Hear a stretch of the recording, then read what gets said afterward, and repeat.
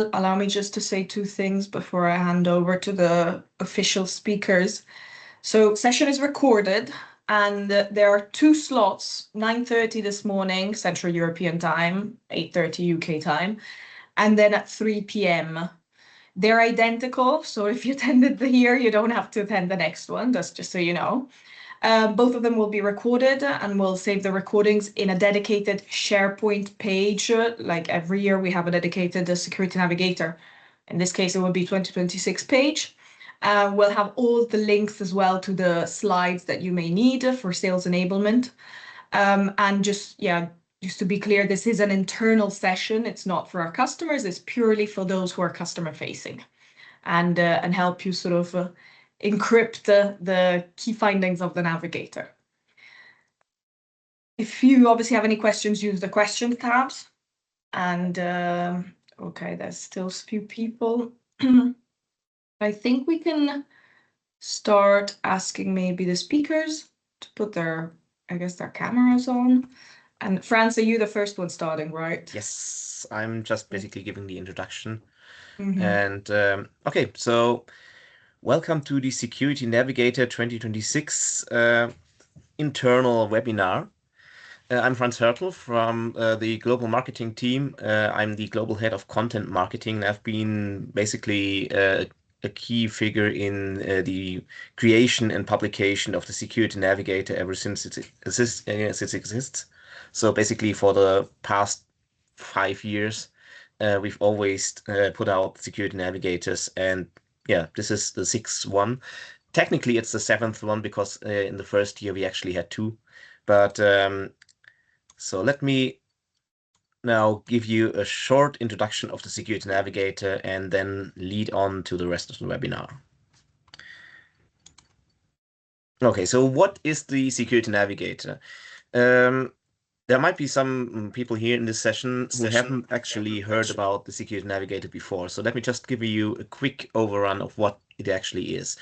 The Security Navigator basically is our main security report, the one that we actually publish every year. And it contains about 100, well, that's kind of varying from year to year, but it contains about 100 pages of first-party research data and expert insights. It is basically published usually in December, in the beginning of December. Let's see if we actually stick to that rhythm, but basically that's how we always did it, to make sure that we are the first ones publishing a security report for the kind of upcoming year. So far, it's really a successful story, and it's read in about 150 countries worldwide. So we basically have a very global reach with this one.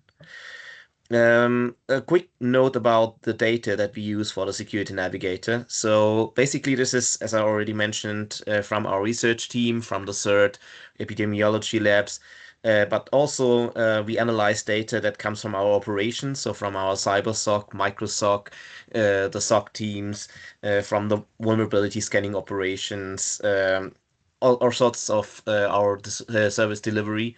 So this is really a kind of good showcase of our capabilities.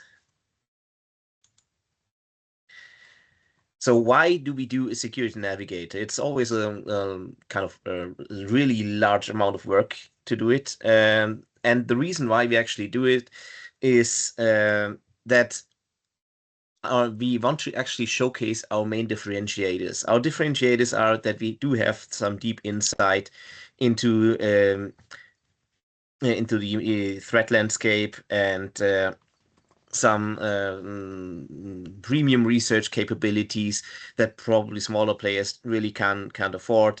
We are not generalists. We are really experts in a lot of different aspects in cyber. And we're a truly global player that also offers at the same time local service delivery. So our competition really has a hard time to actually match those USPs.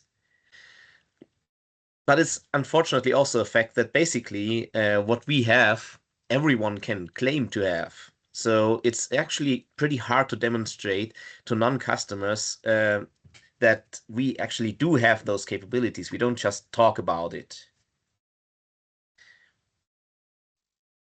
So the answer, how we actually want to do that, is content marketing. We are publishing white papers, we're publishing reports like the Security Navigator, and we are publishing serious research results, for example, in respectable forums like the RSA conference or Black Hat. That comes with a number of benefits. So one of the benefits is that basically the press is more likely to quote us when we come out with kind of really valuable content. Our brand name gets a good reputation. It gets a boost in popularity. It's more powerful than classic advertising to some extent because people have basically started to filter out advertising. And the moment you start to push a commercial message to them, they basically are very likely to just kind of shut off. But if you actually offer them some valuable information that they can actually see as relevant, then that actually gives you more credibility. And in fact, the C-level content consumption has been rising by 27%, which basically is one of a new record. And that is revealed, for example, by the content consumption study that is conducted by Netline. So we do see that content marketing does actually work and it does help our reputation. And our key piece of content marketing is the Security Navigator. It's by far the most efficient way to reach that audience. So let's just check some of the numbers of Security Navigator. Of course, Security Navigator 2026 hasn't been published yet. It's going to be published next Thursday. So let's just take a look at Security Navigator 2025 in comparison to the previous year. You can see that basically the number of downloads is significantly up. The number of tracked opportunities is very significantly up with additional 83% in opportunities that we can track to the Security Navigator and a total sum of influenced opportunities that's worth 208 million euros. How do we track those numbers? Well, we get those numbers from Salesforce. So whenever an opportunity is created, we check if a person that's associated with that opportunity on the customer side has been interacting with some of our marketing content. So that means if you actually track down all the opportunities that have been created where someone has downloaded that is associated with the opportunity has downloaded the Security Navigator, then you find 208 million euros of worth of opportunities.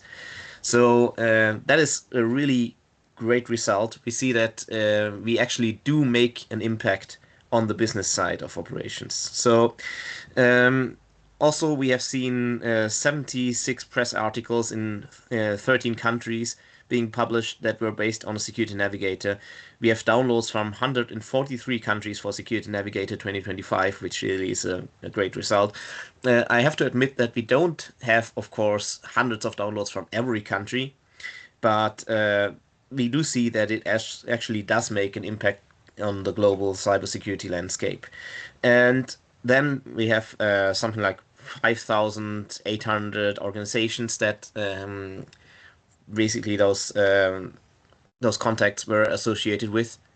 So just in comparison to the first number, the total number of downloads, that's interesting because it means that sometimes people from the same organization do download the Security Navigator. So they don't internally share it.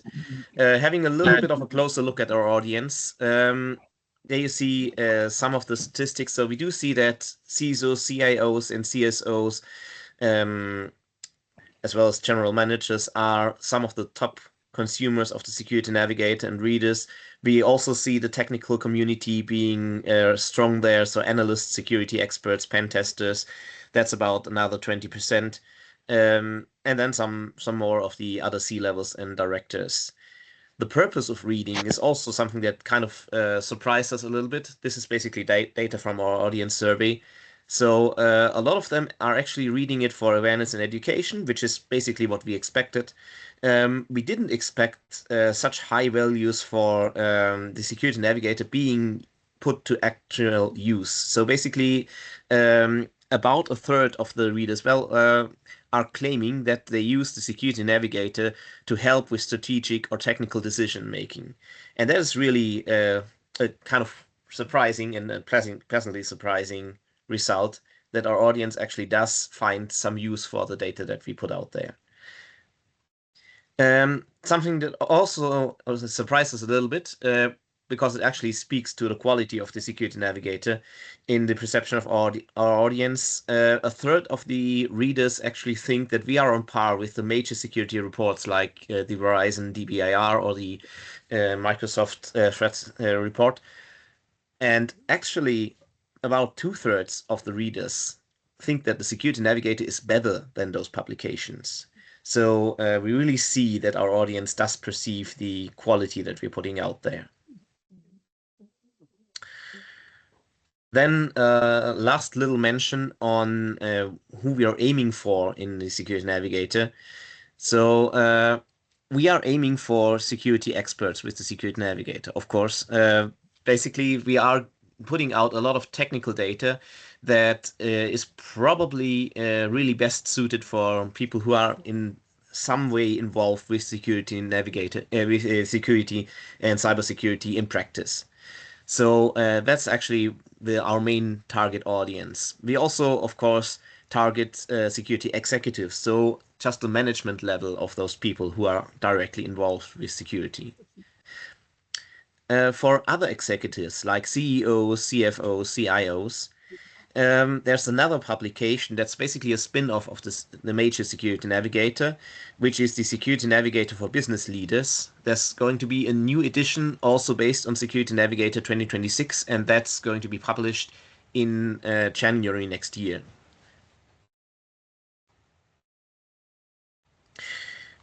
Okay, so what can you do with the Security Navigator? Well, we are going to deep dive a little bit more in that in just a minute, but basically you can use the Security Navigator to challenge your audience, to inform your audience, and to inspire your audience. And your audience, that would be prospects or existing customers that you want to sell or upsell our solutions to, of course. So we're not doing it just for the fun of doing a major security report or for the fame, even though it does actually add to our reputation and to our trustworthiness. But we also want to make sure that it is something that you can use in your daily life to address customers. Okay, and that would be it from my side. So I will stop presenting now and hand over to Charles, who is going to walk you through some of the details on the content of the Security Navigator. Good. Thank you, Franz. Good morning, everyone. So the exciting news is it's coming this week. We're very happy. We think you'll get a lot of value from it. Together with my colleague Jort this morning, what we hope to do is share with you some of the stories that emerge from the Navigator this year. And Jort in particular is going to give us some guidance or share some guidance on how those stories can be applied in conversations with the customer. So we're going to do a little bit of a Mutt and Jeff, me and Jort, but I want to start by sharing perhaps what I think is the most compelling narrative that emerges from this year's Navigator. So as we pull all the pieces together and we examine our results and we consider what we're actually seeing, sort of the woods, not the trees, then one of the ideas that comes up for us in a very powerful way is this message about the need for a wartime mentality. We say mentality here specifically. We're not calling for war. We're not saying we're in war. But we're saying that there's something about how you think when you consider yourself to be at war that might be useful as a response to some of the challenges we're observing through the Security Navigator. And really, there are 4 points that emerge for us. The one is that although we observe and comment on many different kinds of threat actors, if you zoom out, what you start to see is a sort of single unified adversary. So not so much a scattering of problems, but really different manifestations of the same problem. The second thing that we see is that the impact of failed cybersecurity on individuals, on our economies, and our society is real. It's tangible, and it has a visceral cost to us. And when I say us, the third thing that emerges for us is that there is a collective experience in being the victim of cybercrime. That the days of naming and shaming individual businesses because they were compromised is over. And what's emerging is this idea that really collectively as economies and societies, we are the victims of cyber attacks. And then finally, that the idea of a wartime mentality unlocks new ways perhaps of thinking about the cybersecurity problem. So the first thing we see, as I said, is that although there are different actors, we observe a single adversary. But before I dive into that, I want to kind of announce and share with you a unique new data set that we're able to disclose for the first time this year in the Security Navigator. And it involves an analysis of the activities of various law enforcement agencies worldwide. So we collected just under 500 cases in which law enforcement acted against cyber offenders in some way, and we mined those cases for data about who the agencies were, what they did, what they were targeting, how they targeted, etc., but also for some insight about the adversary. Who is the bad guy in this case? Who is being gone after? And what emerges very dramatically is that more than half of the adversaries, that the actors that get targeted in law enforcement operations, come from what we would call like adversarial states. So they're rooted in Russia, in China, in Ukraine, in North Korea. And it's more than half, I think it's 58% of all the actors that we're dealing with come from that very small number of countries. And there's lots to be said about this data, but there is a clear indication that there's a concentration of these threat actors, right, in very specific places. Then in the Navigator, we examine through various lenses a range of threat actors. There's the state-backed actors, who we examine mostly through the lens of the Salt Typhoon campaigns, in which major telcos were compromised since the end of 2024 with these persistent attacks in which the actor is embedded within those networks and it's very difficult to get out, even once we know that they're there. Then we examine once again the role of establishment hacktivists, who we studied in depth last year. And then finally, of course, again, there's the cyber extortionists, the most dominant and prevalent and impactful of all the cyber crimes. And if we look at those three actors through the matrix that's presented here, what you'll see is that motives vary, right? So state-backed actors interested in pre-positioning and espionage, but also interested in psychological operations and propaganda, and sometimes also with a financial motive. When you look at the hacktivists, you'll see they're primarily interested in psychological operations and propaganda. They want to shape mindsets. They want to influence cohesion. They want to sow fear, uncertainty, and doubt. But they sometimes also switch over to financial operations in order to fund what they're doing. And then, of course, you have the cyber extortionists, who are primarily interested in money, but also very often align with a state in order to kind of reflect and amplify the ideological messages of that state. And so as we go through these different categories, what we'll see is that there are differences between all these actors, certainly, but actually there's a lot of similarities. They're concentrated in the same host nations. They are very often state aligned. In other words, they agree with and support the ideologies of their host states. They all basically use the same techniques, and their impact on us overlaps in very clear ways. All of them have a notable, tangible impact on the finances and economies of the victim countries, and all of them have the effect of spreading societal doubt, fear, uncertainty, and doubt. And so the thought that applies, the thought that emerges, is that really what you're looking at is a converged system of criminals, hacktivists, and state actors that collectively act as a kind of coherent pressure system. So these actors have different motives and perhaps slightly different constraints. Collectively, what they do is apply pressure to the victim countries in very similar ways. The second thing that emerges is that the victim is a collective us. We call out and we highlight these big businesses when they get impacted.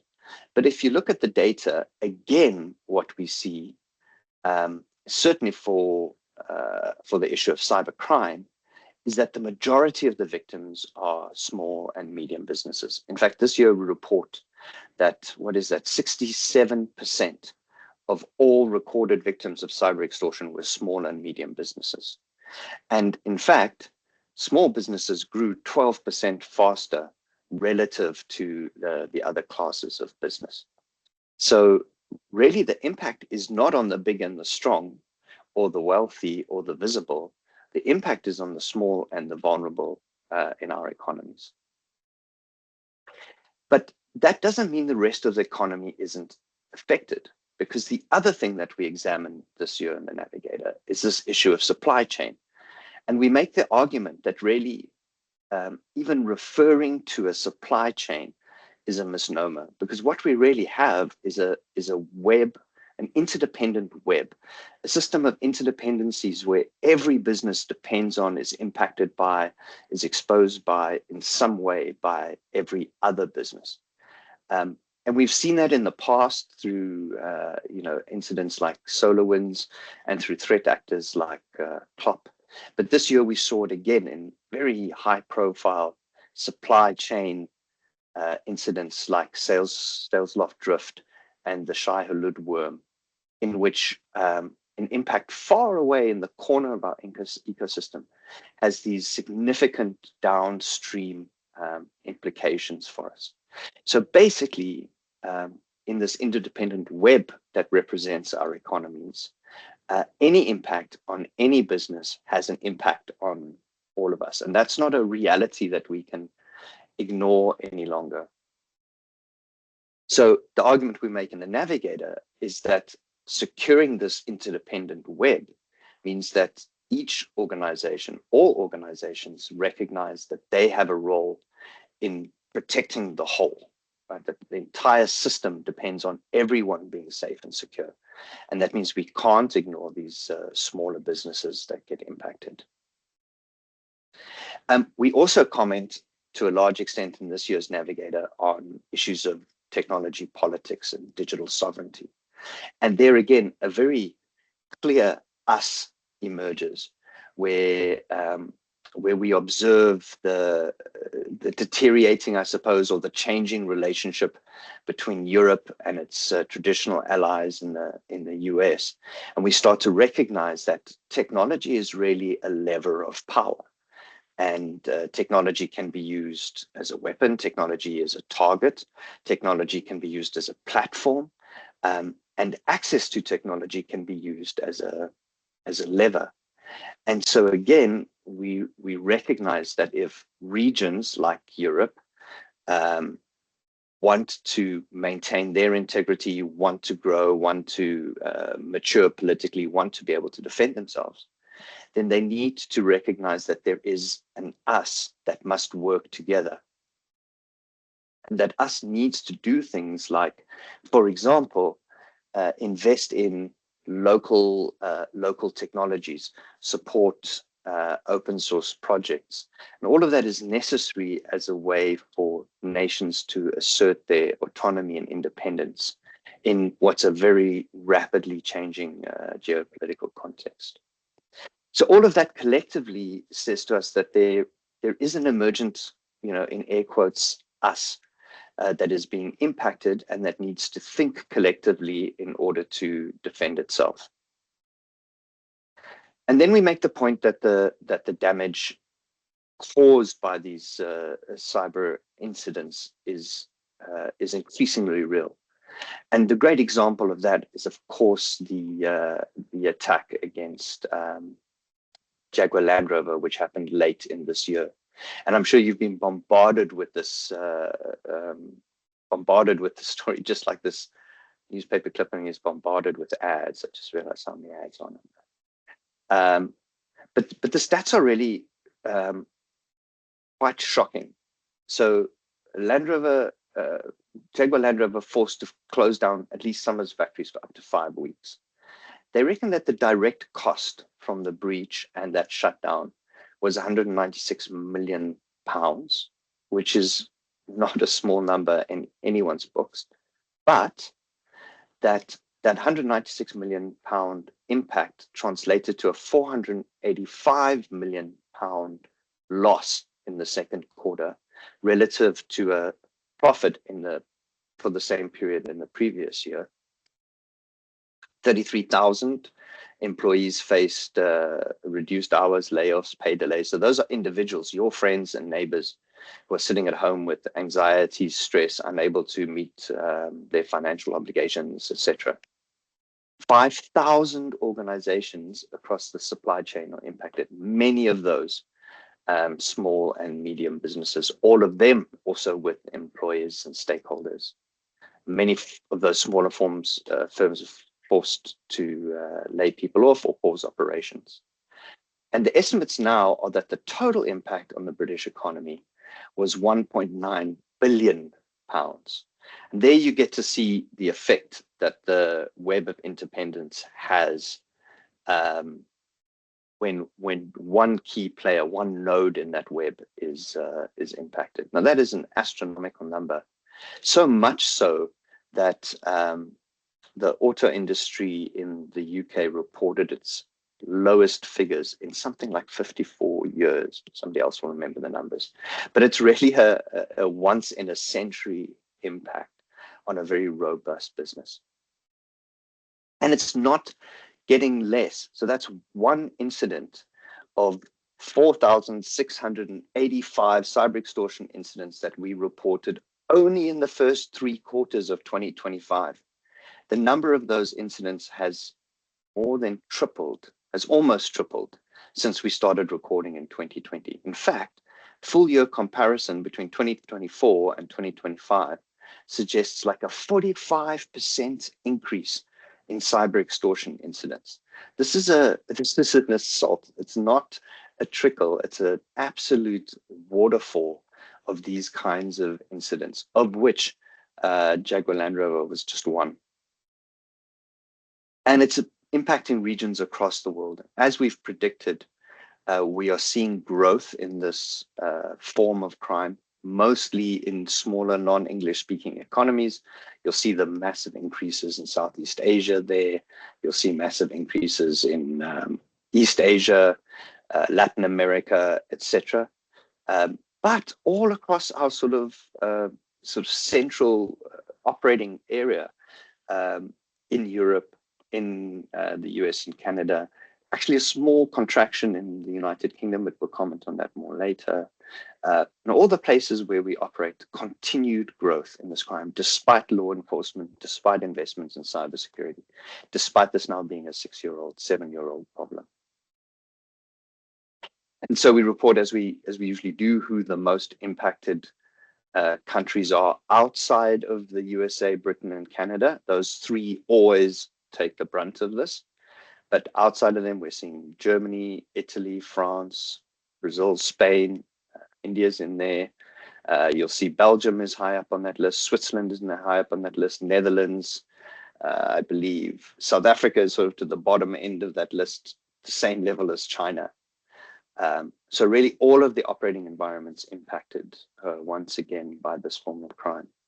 In fact, yeah, we added another 30 odd countries to our list of regions that have been impacted by this crime. We also do an assessment where we examine the impact of cybercrime relative to the size of the economy where the victim operates. So if we look at the numbers in terms of raw figures, on the left-hand side, you'll see the US is the most impacted, followed by Britain, followed by Canada, followed by Germany, France, Italy, etc. And that's really because those are the big, mostly big English-speaking or big Western economies where this crime has the biggest impact. But if we look at the impact relative to the size of that country's economy, then you see something of an inversion. So it's interesting to note then that tiny economies like Lebanon and Jamaica are being heavily impacted by this crime relative to the size of their economy. You'll see Great Britain slips down a little bit. The USA slips down the list. South Africa, curiously, emerges right at the top of the most heavily impacted economies relative to its GDP. And this again illustrates that it's not just the big, robust players that are being hit, but also the small and the weaker and the vulnerable. All right, so in the Navigator, we make this point that when all is said and done, it's still very much about cyber extortion. It's growing, it's hitting everyone. It's increasing despite the spending. It's using the same old entry points that it's been using since we published our first report on ransomware, probably 5 or 6 years ago now. The ecosystem is maturing. We see 3 times as many threat actors as we did in 2020, but also a much higher ratio of victims per actor, suggesting that they are getting more and more effective at what they do. We see in our law enforcement data this very aggressive response to the issue, but it's not having any kind of meaningful impact. And the effect of it, as we saw with Land Rover, Jaguar Land Rover, is that this cascading impact across the economy, which not only cause financial harm, but also, deep psychological, emotional anxiety. And so if you look at those 3 points collectively, there seems to be an other that is collectively applying pressure to us. The impact is real. The victim is a collective us. Then one starts to think of a state of war where there was an adversary and the people under attack would start to see each other as comrades, if you like, and not competitors. And of course, we have a case study for that in the form of Ukraine's response to the Russian invasion in 2022. And so some of the things that we comment on and some of the ideas that we surface is that when you look at a society that's in that state, what you see is a shift away from kind of individual risk management. So how do I protect myself? How do I protect my assets? To a kind of a coordinated collectivism where people start to think, well, how do we cooperate? How do we collaborate? And what structures and mechanisms are necessary for us to defend ourselves collectively? So that was a sort of an emergent, I suppose, thought from the vast amount of data in the Navigator that emerges, that I found quite compelling and makes quite an interesting conversation. But what I want to do now is give some airtime to my colleague Jort to just talk a little bit about how he converts some of those figures and grand ideas into specific conversations with clients. And we're going to revisit some of the themes that we addressed earlier in my narrative. Jort, I'm going to hand this over to you. Thank you, Charles. Thank you, Frans. Before I start, I would like to thank as well my direct colleague, Matthijs van der Wel ter Weel, because when he joined Orange Cyber Defense and the release of the first Navigator was in his hands, he was thinking about, okay, how can we leverage from such an interesting document? So what we did in the Netherlands is create questions from stories in the Security Navigator. We did it the last couple of years, and also for this year we came up with some questions. And I'm still need to figure out if we're gonna be adding more questions so we can share it with everybody in Orange Cyber Defense so they can use it with their clients, with their partners. As Charles mentioned, cyber extortion is still the big gorilla. So all over the years, we have seen that cyber extortion is not fading away. Within an interconnected world, it's all about continuity, but you could still easily be victimized from CyX, and so as well for your partners and suppliers. So the future is really important to have a common strategy to minimize attacks. And CyX, for those who don't know, but CyX is just a term that Charles came up in 2023, if I'm correct. And it concludes ransomware, it concludes DDoS, it concludes also exfiltration of data in any way you can extort an organization. So with this part, ransomware can also hit your key utility suppliers. So basically, the question you can ask, do you have a plan when your suppliers are hit? Are you working together with your key suppliers? And I make one example that happened in the Netherlands a couple of years ago, where the logistics partner from two supermarkets got ransomware. And it was all over the news because, yeah, we as Dutch, we love cheese. But the shops were out of cheese for a couple of days. So that was all over the news, all over social media. But this is a clear example that you need to rethink how your suppliers are working with you. Because in the end, in the interconnected world, it's all about continuity. Can I move the slide myself or?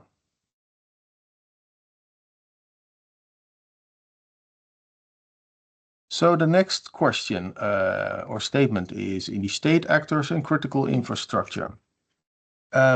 With the increase of wipers and also destructionware, organizations don't need to be in conflict to suffer from collateral damage. That's also a fact. We live in an interconnected world, so we suffer from that. So focus on reducing the blast radius of collateral damages. And it already starts basically with basic hygiene. Ask your clients, what are they adopting? Are they adopting MITRE ATT&CK framework, for example? But also, do they use any CTI, cyber threat intelligence? Because the global political tensions mean that attacks are no longer limited to governments. Everyone is a potential target. So the valid question in this case is, does your organization have access to the latest threat developments? So basically, that is looking further than the wall of your castle. And that's what many organizations still do. They just focus on their own castle and that's it. But they don't know what's happening out there. Next slide, please. Yeah, the next we are being focusing on the last 2 years is hacktivism and blurring the threatscape. Basically, hacktivism was the term that was being used in the past for digital graffiti. Those groups were just in the past making statements such as on environmental issues, but also political. But the geopolitical tensions fuels the surge of a remarkable increase in hacktivism attacks. So it's really difficult to understand who is the threat and where are they coming from. And also, have you identified how to reduce the blast radius? Because hacktivisms, they do a lot with wipers and data destroyers. So it's great. Well, it's an option to identify how you can categorize that as a threat actor for your organization.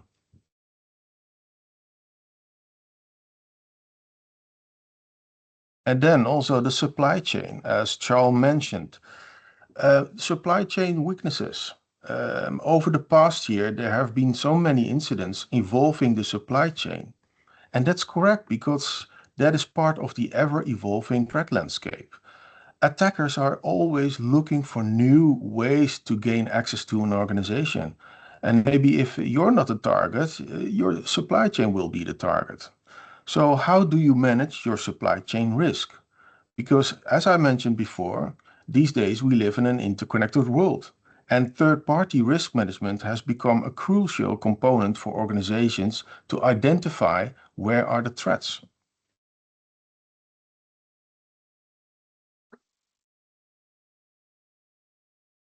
Yeah, and this is a topic that has been in the news all over, not technology, but politics, but foremost the digital sovereignty.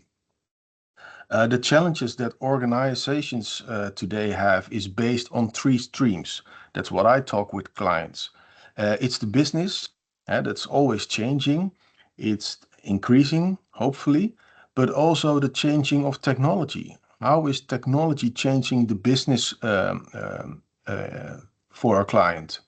And the third stream is the ever-evolving threat landscape. So every organization operates within the web of geopolitics. We're all a victim. We could all be victimized. So how do you ensure continuity for your organization? And that's a valid question. And that's not only on technology, but that's also politics and it's also on digital sovereignty. These are the questions organizations need to ask themselves to have a proper continuity plan. And that's also including the attacks there from hacktivisms or even from state-backed actors or even from nation states and the criminals as well. So this basically needs to give you a big item on the agenda within the boardroom to get it understandable that it's not all about technology, it's not politics, it's not digital sovereignty, and it's not criminal acts.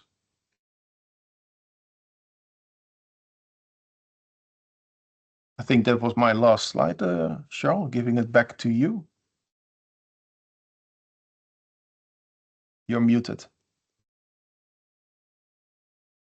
Thank you. Another topic that we, of course, are obliged to cover in the Navigator, but I didn't address in my previous narrative, is the ongoing effect of AI and the evolution of AI on the threat landscape. We cover this in several places in the Navigator. I think we do a very thorough treatment of it. So I'm not going to spend too much time on it now, but in short, there are three points that we make. The first is that, of course, AI is being used in offensive operations. That is evolving very rapidly. At this point, we haven't seen anything that's really significant in the shape of a new threat, but we do anticipate that AI will benefit attackers more than defenders, at least for the next few years. On top of that, we see that AI presents a wholly new attack surface. It's something we said, I think last year already, that we anticipated this, and this has absolutely been the case. Integrating AIs into business systems is immensely complicated. And we've seen several examples now of AI surfacing new vulnerabilities, new attack surfaces, and those actually being integrated. So the security of AI as it's integrated in the business is a huge theme. And then, of course, there's a whole other layer of kind of business and systemic risk to be considered when businesses adopt AI. And one of them ties back to the earlier point about sovereignty and independence. There's this arms race happening at the moment to build the best and the biggest models and AI platforms. And the winners that emerge from that war will become incredibly dominant players in the technology ecosystem. And so businesses need to be cautious about where they invest, what they adopt, which star they cling to, because that is going to have very far-reaching implications, not just in terms of our technology future, but also in terms of our political futures. And Jort, I know you've got some questions that emerge out of that. Thank you, Sean. Yeah, what I'd like to say about AI, it's basically Shadow IT 2.0. The challenge with new technology is that it's adopted very rapidly. And we see that also in our own organization, but also in other organizations. For example, if you look at law and regulations, it's always running behind technology. So there's basically not a plan that an organization can adopt. And AI will therefore be used everywhere, even from an attacker's and a defender's perspective. And that's the challenge with technology. The evolution of technology will be used by cybercrime, will be used by cyber warfare. So a right and good question to your organization, to your client is, what precautions, or based on security and privacy, have you already taken in your organization? Get that discussion open, because they are facing the same challenges. And the security navigator has a clear and understanding story about AI. Is it your workhorse? Is it your weapon? Or is it your weakness if you put a lot of data into that? And then this year, we also have a sort of a cameo piece, which falls a little bit outside of our traditional area of, I suppose, interest, but was just too intriguing to ignore. And it involves this idea of remote worker threats, generally attributed to North Korea.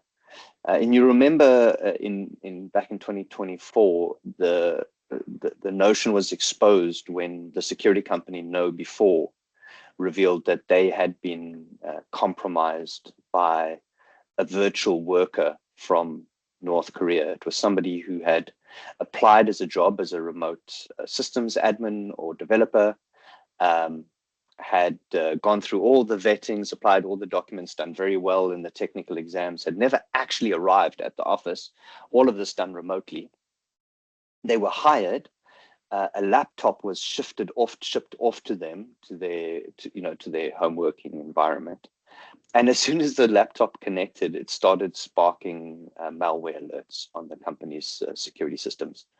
And it turned out that the person that they had hired was an entirely fake individual, set up using fake identities, and a laptop that remained in the US but was accessed remotely from the East.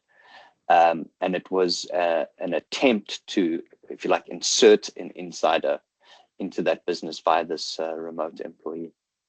And it turns out this remote employee threat, this remote worker threat, is growing. It started in the US, but it's now appearing in Europe, etc. It started in tech, and it's spreading across into other industries. And it's driven not only by a sort of malicious intent, but also purely by the people and the government of North Korea looking for different ways to generate revenue. And the one way they do it is by finding people in Western countries to establish these laptop farms, which North Korean workers then connect to and then act as legitimate employees, where in fact they're completely fake personas.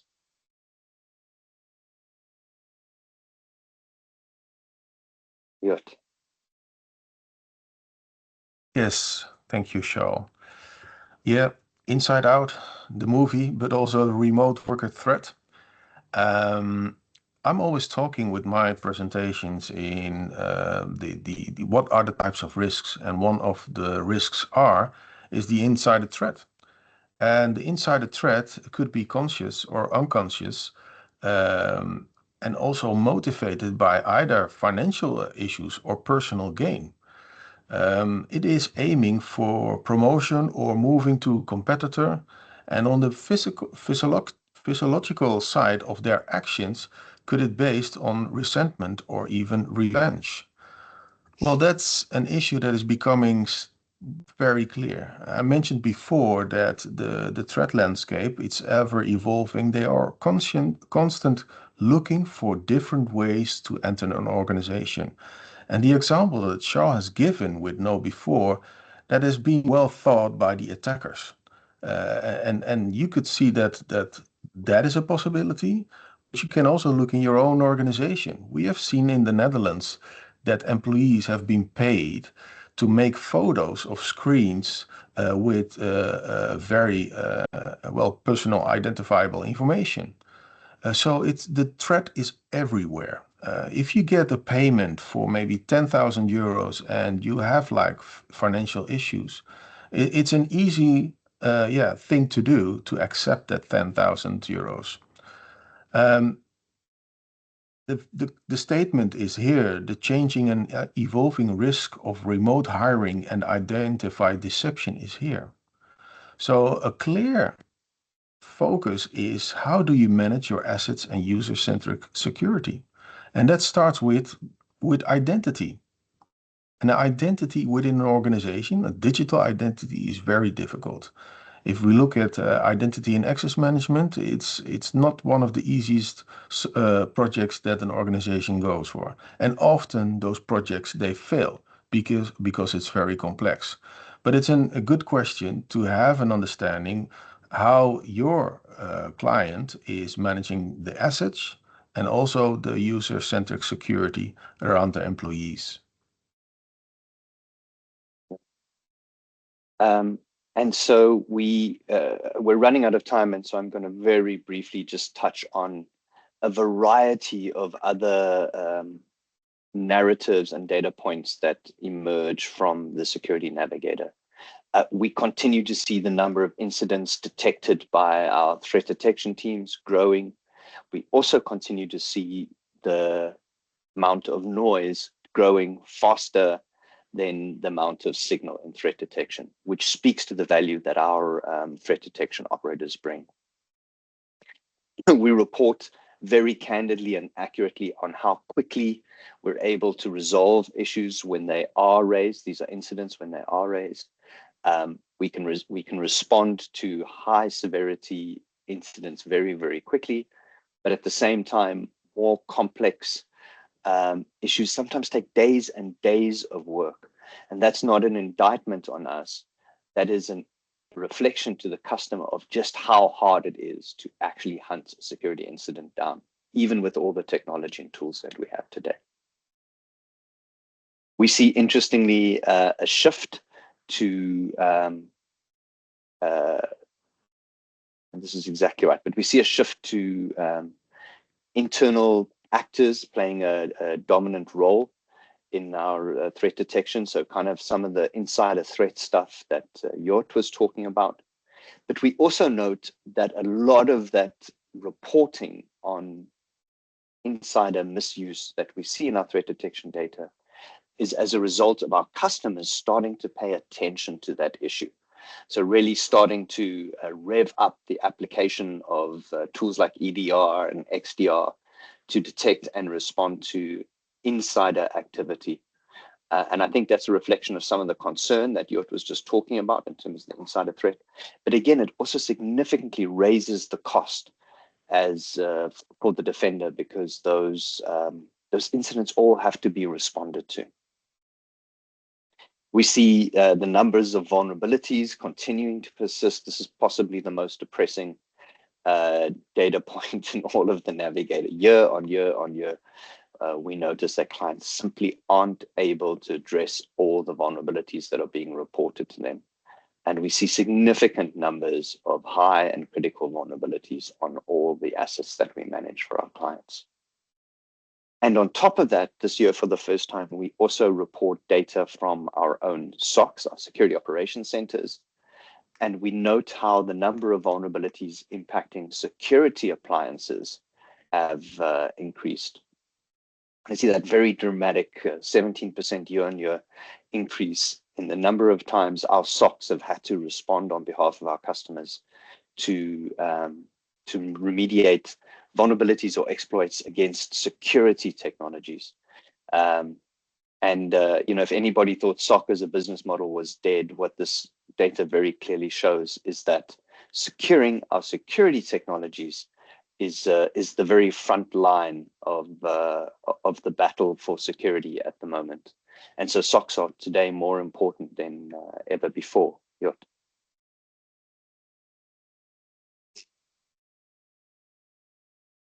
Thank you.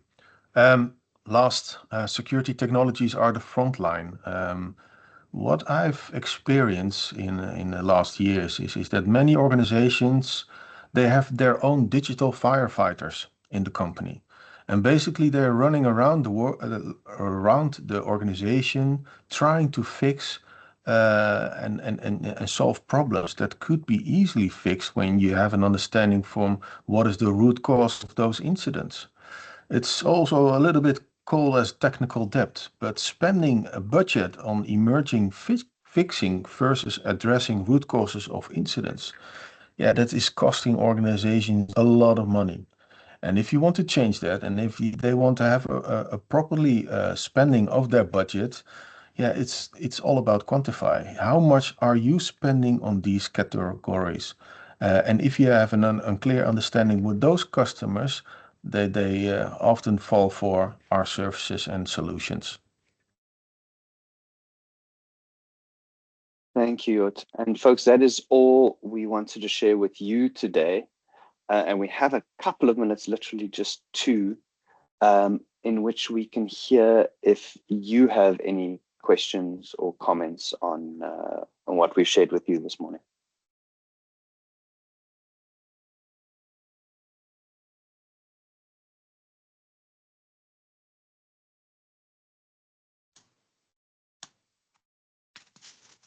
First of all, my name is Richard Bauer. I'm a service manager working in Germany, and I have very intensive listened to this call to you guys. First of all, thank you very much for this big work and big project to get all those data together. And I know what is behind it because I do this every month for the customers.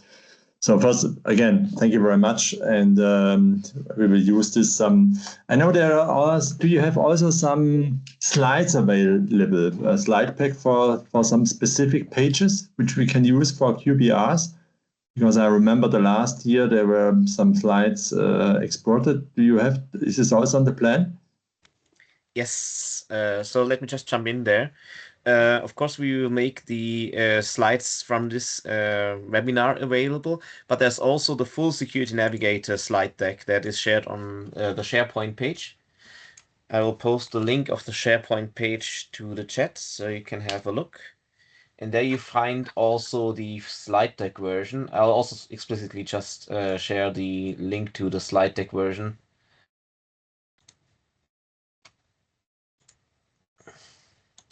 Hang on. There we go.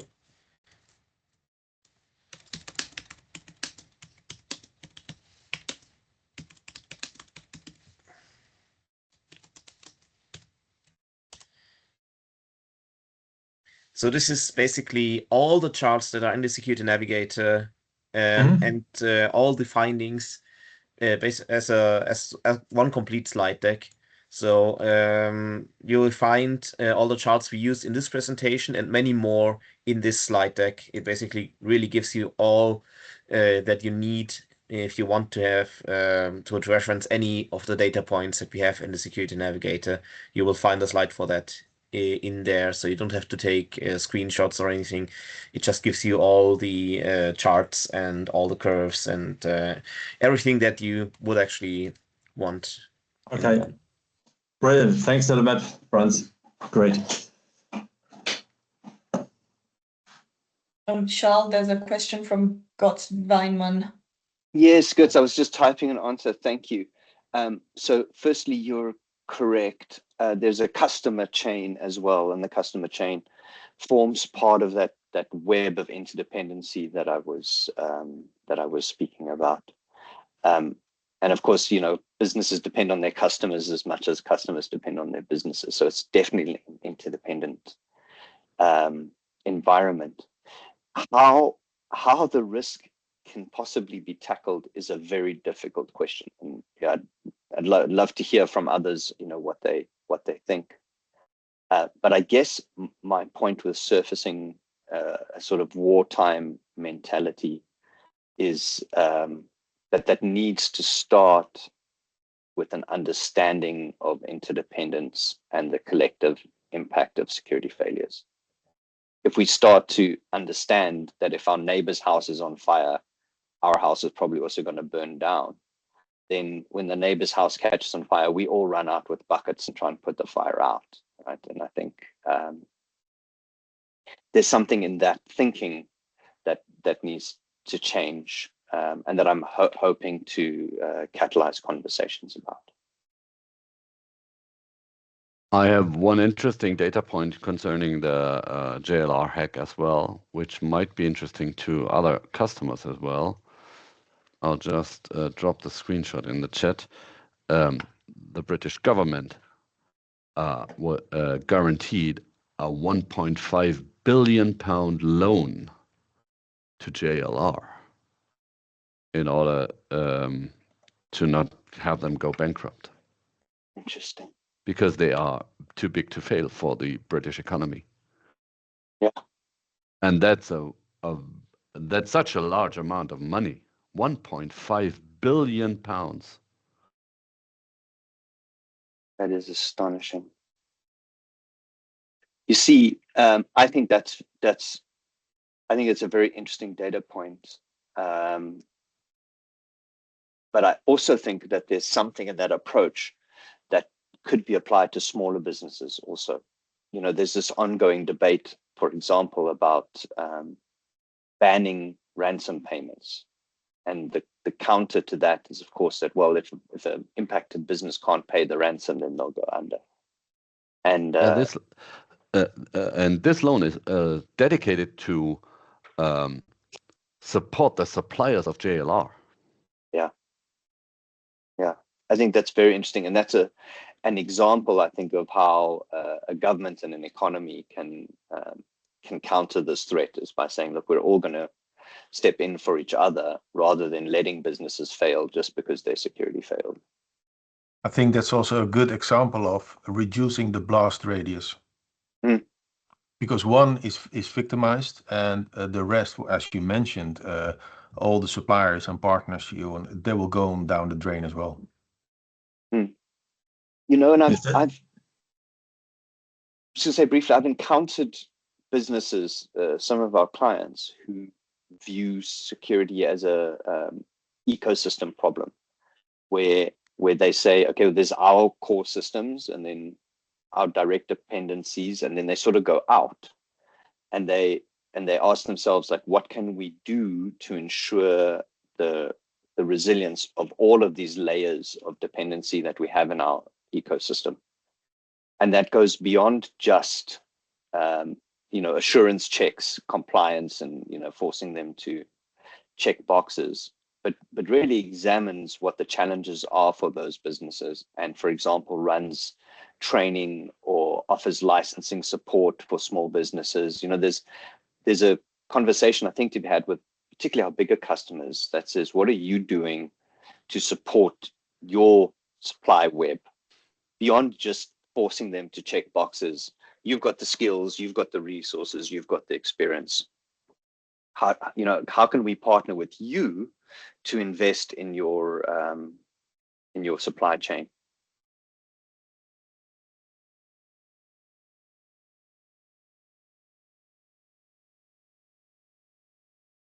Good. Sorry, I think I spoke over you in a minute. Did you still have a comment? No. Everything great. I understood what you said, and I think that's the thing.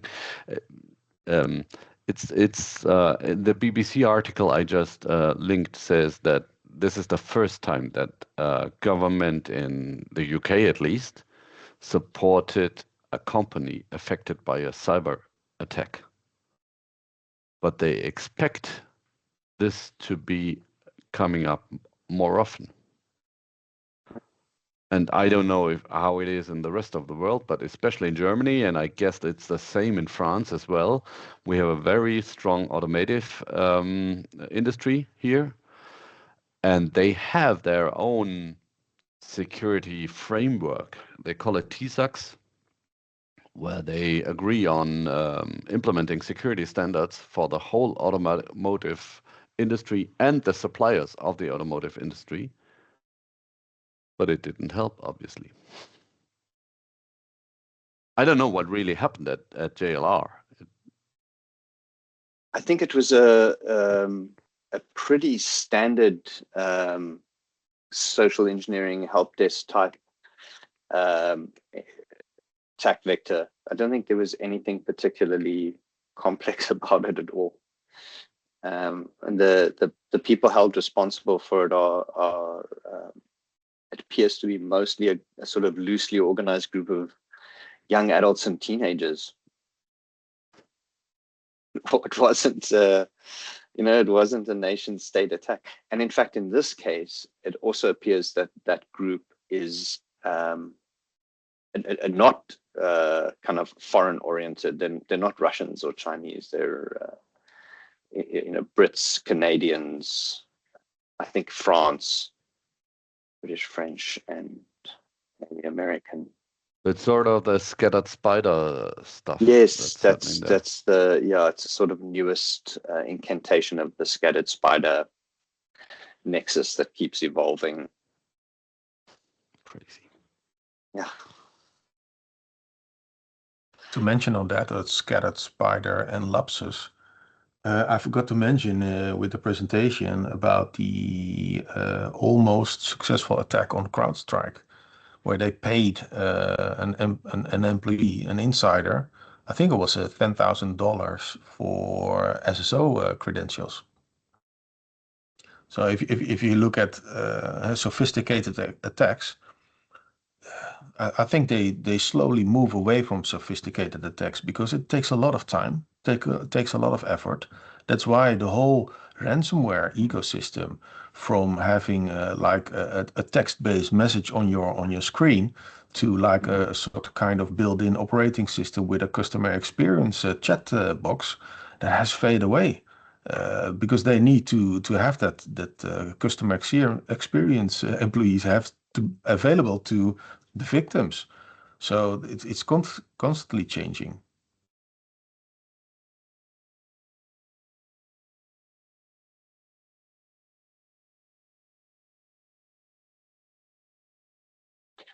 Good. Well, thank you everyone for your time and your attention, for joining us. Franz, I don't know if you had any parting words. Otherwise, I guess we're out of time.